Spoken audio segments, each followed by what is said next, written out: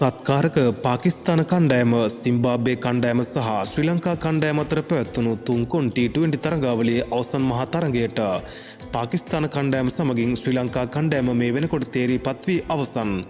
ඒ ගිය 25 වනදා සිම්බාබ්වේ කණ්ඩෑම් පරාජයට පත් කිරීමෙන් සහ ඊයේ එනම් 27 වනදා පාකිස්තාන කණ්ඩෑම් පරාජයට පත් කිරීමෙන් ඒ අනුව ශ්‍රී ලංකා කණ්ඩෑම සහ පාකිස්තාන කණ්ඩෑම අතර ලබන 29 වනදා එනම් හෙට දින පාකිස්තානයේ රාවල්පිණි ක්‍රීඩාංගණයේදී අවසන් මහා තරගය පැවැත්වෙනු ඇත. ඊයේ පැවති පාකිස්තාන කණ්ඩෑම සහ ශ්‍රී ලංකා කණ්ඩෑම අතර තරගයේ මුලින්ම පන්දුවට පහර දුන් ශ්‍රී ලංකා කණ්ඩෑම පන්දුවාර 20 නිමා වන විට කඩලු 5ක් පමණක් දැවී ලකුණු 184ක් ලබා ගත්තා. මේ ලකුණු ප්‍රමාණය ලබා ගැනීමට ශ්‍රී ලංකා කණ්ඩායමෙන් නැංගුරුම් වගේ සිටියේ ආරම්භක ප්‍රතිකරු කමිල් මිශාරයි. පැතුම් නිස්සංක සමගින් සාර්ථක ආරම්භක ප්‍රතිකරුක සොයපු ශ්‍රී ලංකා තේරීම් කමිටුවට මේ වෙනකොට ඒ ප්‍රතිකරු සොයා ගැනීමට හැකි වුණේ කමිල් මිශාර පෙන්නපු දක්ෂතා නිසා.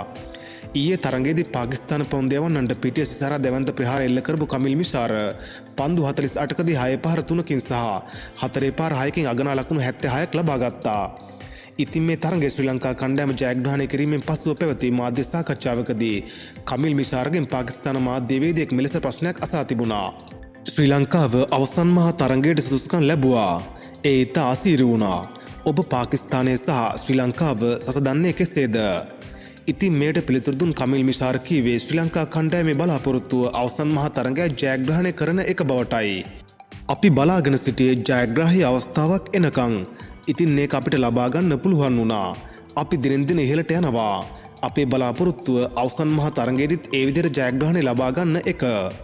ඉතින් ඒ වගේම ශ්‍රී ලංකා කණ්ඩායම පාකිස්තානයේ මේ විදිහට තරඟ වදිනකොට මේ වෙනකොට මුළු ශ්‍රී ලංකාවම භයානක කුණාටුවකට අසු වී ගම්වතුරු නායාම් වලට මුහුණ පා සිටිනවා.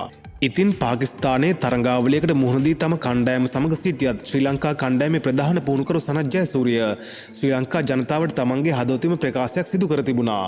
ඒ ඔහුගේ Facebook පිටුවේ සටහනක් ඊයේ තරඟයෙන් පසුව පළ කරමින් එහිදී ඔහු කියා තිබුණේ මෙහෙම දෙයක්. අපගේ මව්බිමේ සිටින සෙසු ශ්‍රී ලාංකිකයන් වෙත ඔබ මේ භයානක ව්‍යසනයට මුහුණ දෙන විට අපගේ හදවත් ඔබ සමගයි.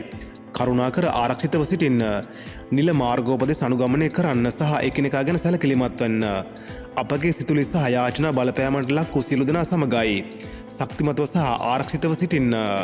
මේ වගේ ක්‍රිකට් ගැන හැමදේම බලා ගන්න ක්‍රිකට් වන් අපිව සබ්ස්ක්‍රයිබ් කරලා එකතු වෙන්න. මේ වීඩියෝ එක හොඳයි නම් ලයික් කරලා යාළුවන්ටත් බලන්න ෂෙයා කරන්න.